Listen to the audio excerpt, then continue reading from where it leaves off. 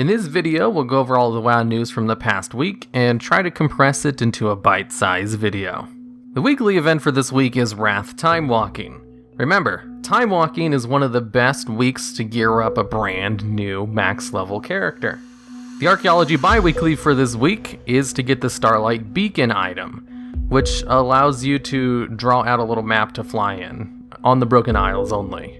And there will be a micro holiday this weekend, starting on Sunday and ending on Tuesday, when I make my next video, for Ungoro Madness, where you go around and kill dinosaurs. Now onto the news topics of the day. The Kul Tirans and Zandalari are available now.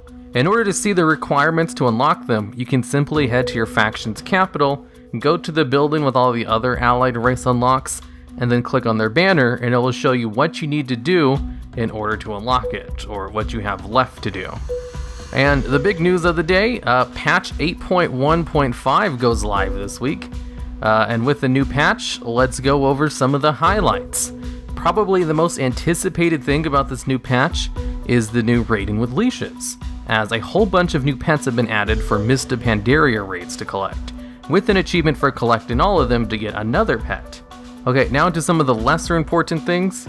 There's new war campaign quests, new quest chains for professions that give you an item specific for your profession. The Brawlers Guild is back. New portal rooms in Orgrimmar and Stormwind. Heirlooms can be upgraded to 120 now. BOA tokens have been added to island expeditions so that you can quickly gear up new alts. Arathi Basin and Warsong Gulch got visual updates. The roller coaster was added to the Darkmoon Fair. Wintergrass is added to the Epic Battleground rotation. And the new Crucible of Storm raid will not be coming out until April 16th. And now on to some miscellaneous things. Race changes are 30% off at the moment. And this has made a lot of people very angry, which is a good example of how easily people get angry about anything that happens with WoW nowadays. There were a lot of last-minute class changes to the patch, and I'd recommend you just look them up yourself, but it's like a whole bunch of minor buffs to utility abilities and a buff to BM hunters. There was also some classic WoW news this past week. Basically, they're going to release major content in a fashion in which it was released in vanilla WoW. So basically like raid tiers. And now into DevBot the Weatherbot. How's the weather out there? An island is just a reverse lake. I guess that's true.